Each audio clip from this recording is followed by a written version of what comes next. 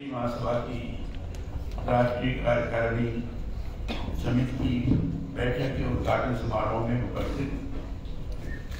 और मैं कहूँ कि कोई भी विषय ऐसा नहीं होगा जिस विषय में हमारे महाराजा करण सिंह जी पारंगत न हो।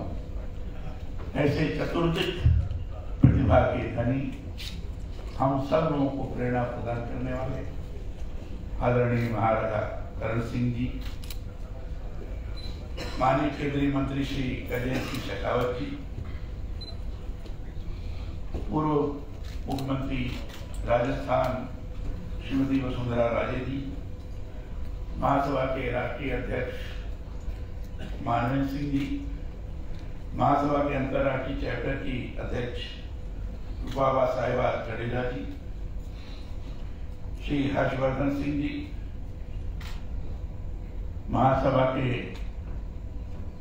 सभी पदाधिकारीगण, यहाँ आए हुए देश के विभिन्न भागों से सभी महानुभाव, बहनों और भाइयों, हमारे पत्रकार मित्रों, ये सुखद है कि 1897 में गठित अखिल भारतीय क्षत्रिय महासभा की बैठक आन बान और शान के गौरवमय अतीत से जुड़े राजस्थान प्रदेश में आयोजित की जा रही है, विशेषतः जयपुर में। और अभी महाराजा करण सिंह जी ने बताया कि जयपुर तो एक ऐसा स्थल है जहां से क्षत्रिय समाज सुदूर क्षेत्रों में गया है, और इसलिए जयपुर का एक विशेष महत्व है। और इसलिए यहाँ का आयोजन अपना एक विशेष महत्व रखता है। इस अवसर पर देश विदेश से, जैसे हमारी बहन जी आई हुई, से आए क्षत्रिय महासभा के माननीय सदस्यों का मैं राजस्थान की इस धरा पर पधारो हमारे देश की संस्कृति से स्वागत और अभिनंदन करता हूं। क्षत्रिय समाज भर नहीं है, बल्कि हमारे देश को आक्रांताओं से विजय दिलाने वाले शूरवीरों की गौरव गाथाओं से जुड़ी संस्कृति का नाम है। तो समाज ही नहीं है, इस संस्कृति का नाम है क्षत्रिय समाज। भारत पर जब जब विदेशी हमले हुए, साम्राज्य की स्थापना के लिए आक्रमण किए गए, जिन रणबांकुरों ने संघर्ष कर देश का नाम रोशन किया, वह सभी क्षत्रिय कहलाए।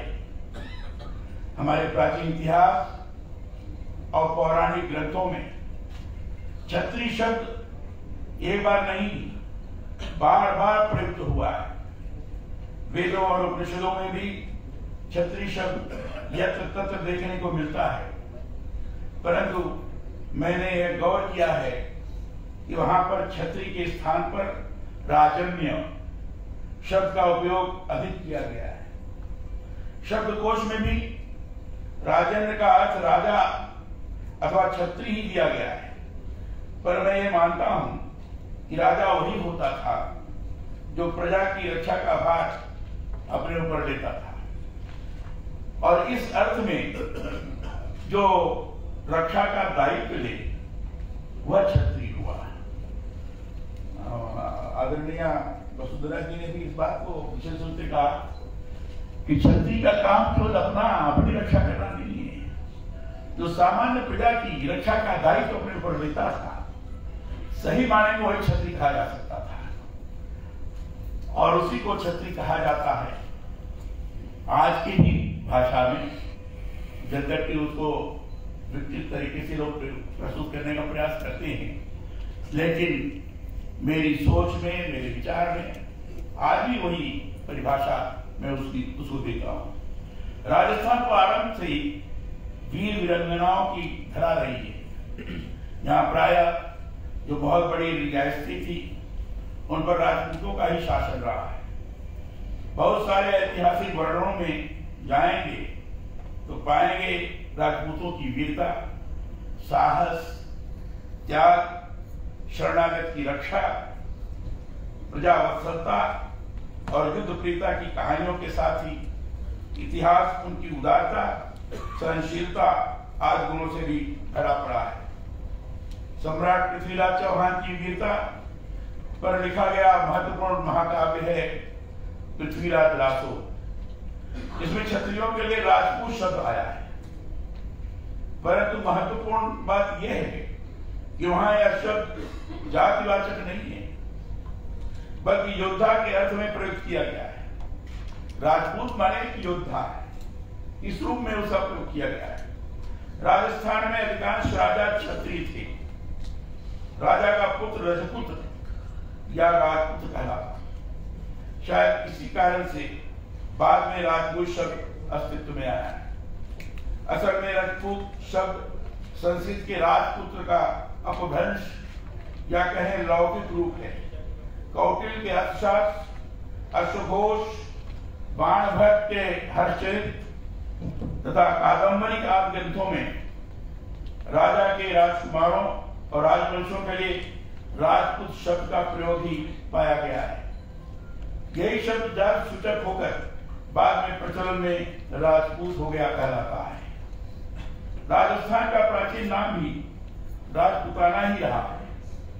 भारतीय कलाओं के मर्मज्ञ आलोचक आनंद कुमार स्वामी ने राजस्थानी पेंटिंग का पहला वैज्ञानिक विभाजन किया था। उन्होंने राजपूताना पेंटिंग नाम से राजस्थान में बनने वाले चित्रों के 2 भाग प्रकाशित किए थे।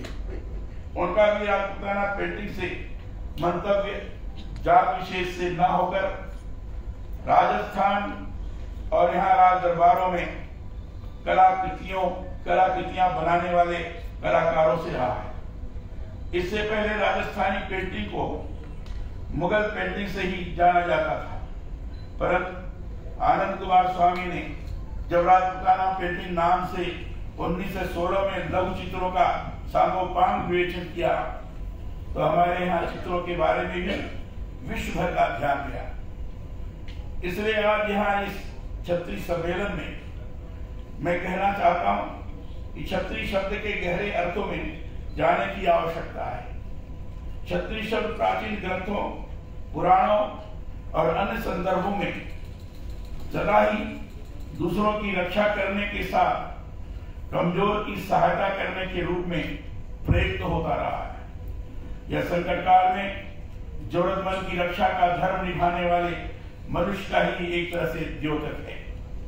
मैं ये मानता हूं कि अपने हक और अधिकारों की लड़ाई तो सभी लड़ते हैं, परंतु बहुत कम ऐसे होते हैं जो पूरे समाज और देश की रक्षा के लिए अपने आप को झोंक दें। पुराण काल से लेकर मुगलों के आक्रमण के दौरान क्षत्रियों ने राज्य की स्वाधीनता, मनुष्यता के धर्म को निभाने के लिए सदा लड़ाइयां लड़ी। महाराणा प्रताप को ही याद करें, उन्होंने अपनी लड़ाई नहीं लड़ी, देश की स्वाधीनता की लड़ाई लड़ी। मैं मानता हूं वह देश के पहले ऐसे स्वाधीनता सेनानी थे जिन्होंने अपने देश की धरती पर दूसरों की सल्तनत को स्वीकार न कर निरंतर संघर्ष करते हुए पूरा जीवन उन्होंने जिया है। यह बहुत ही महत्वपूर्ण है कि अतीत से प्रेरणा लेते हुए क्षत्रिय शब्द का विस्तार हुआ है। आज एक बड़े समाज के रूप में यह परस्पर सद्भाव और समन्वय की भावों से आगे बढ़ रहा है। यह जो महासभा की कार्यकारिणी की बैठक यहाँ जयपुर में आयोजित की गई है, विश्वास है कि वह भी क्षत्रिय शब्द के गौरव से जुड़े जीवन के उदात्त उद्देश्यों से समाज को जोड़ने वाली होगी। कोई भी समाज हो, उसको अपने अतीत के गौरव पर अभिमान तो होना ही चाहिए, परंतु अपने भीतर झांकते हुए उन बुराइयों से भी निरंतर लड़ते रहना चाहिए जिससे समाज को क्षति पहुंचती है। मैं इस अवसर पर क्षत्रिय महासभा के लोगों से आह्वान करता हूं कि वे दूसरे समाज के लोगों को भी ऊंचाइयों तक ले जाने के लिए कार्य करें। समाज में फैली नशे की आदतों को, जैसा अभी उल्लेख आदरणीय डॉक्टर साहब ने किया है, विशेष रूप से क्षत्रिय युवाओं से आग्रह उन्होंने किया है।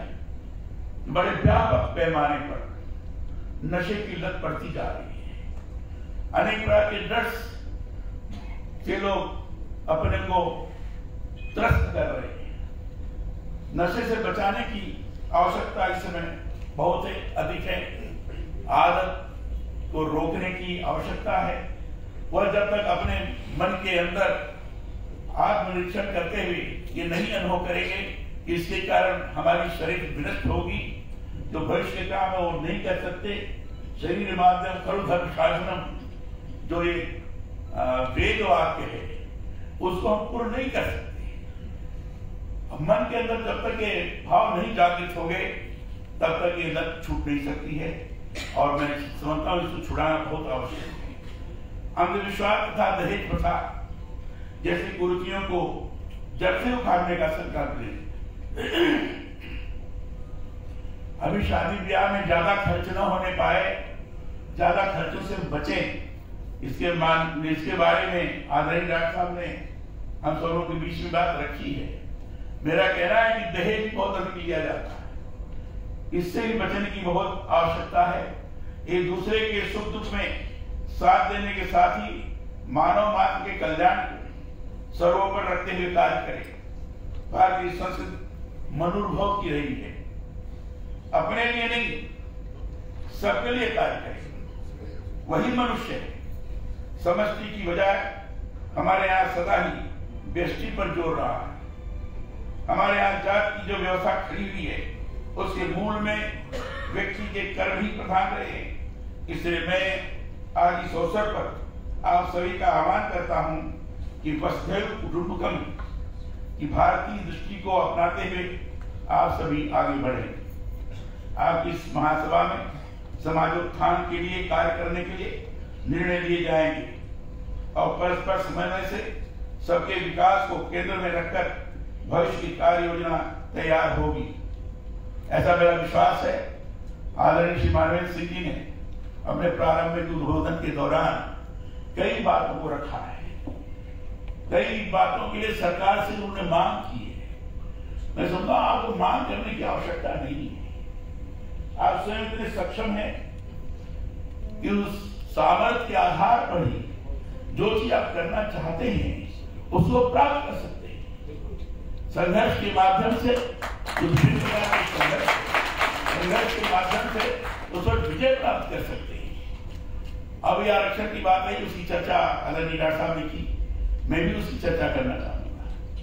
जो आरक्षण संविधान के द्वारा प्रदत्त है वो तो नहीं हटाया जा सकता। हाँ, अपने लिए मांग करना ठीक है, मांग करें। और मैं कह सकता हूं कि केंद्र सरकार ने इस दिशा में महत्वपूर्ण कदम उठाया और बाकी के लोगों के लिए 10% का आरक्षण ये सचमुच श्लाघनीय है, प्रशंसनीय है, उन्होंने दिया है और इसके लिए हमको उसकी तारीफ भी करना चाहिए। आदरणीय श्री गजेंद्र सिंह शेखावत जी ने मूलभूत चीजों को प्रस्तुत करने का प्रयास किया है। गुलामी का इतिहास बड़ा ही विचित्र इतिहास है और सही मायने में कह सकते हैं कि इतिहास को उन्होंने ही लिखा है जो सामान्य तौर पर स्वयं शासक थे।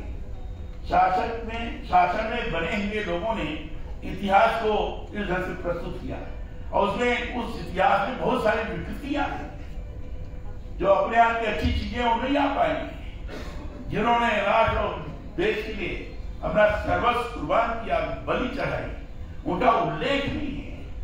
इस दृष्टि से हमें आगे बढ़ना है, भारतीयता को आगे बढ़ाते हुए किस ढंग से हम आगे जाएंगे। इस प्रकार की मनोभावना से प्रेरित होकर जिन लोगों ने कुछ काम करने का प्रयास किया गया उनको किनारे कर दिया गया है, उनका उल्लेख तक नहीं है। अकबर महान कहा गया है लेकिन महाराणा प्रताप को क्या कहा गया? छत्रपति शिवाजी को कहा गया कि पहाड़ी चूहे के रूप में, इस बार की भाषा का प्रयोग किया गया है। तो विभिन्न प्रकार की जो रणनीतिक दृष्टि से कौशल्य था उस कुशलता को भी लोगों के बीच में आने न पाए उसको दर्शाने का प्रयास नहीं किया गया और उसको दूसरी प्रकार की भाषा का प्रयोग करते हुए उसके प्रति लोगों के मन के अंदर घृणा का भाव पैदा हो, इस प्रकार की जो इतिहास का जिन्होंने लेखन किया है, ये दिखाने की कोशिश की गई है। जो हमारे क्रांतिकारी थे उनको कई जगह आतंकवादी कहा गया। तो जो लेखन किया गया, लेखन करने वाले लोग ही शासन के साथ इतने जुड़े हुए थे, जैसा शासन चाहता था उस प्रकार का इतिहास का लेखन हुआ।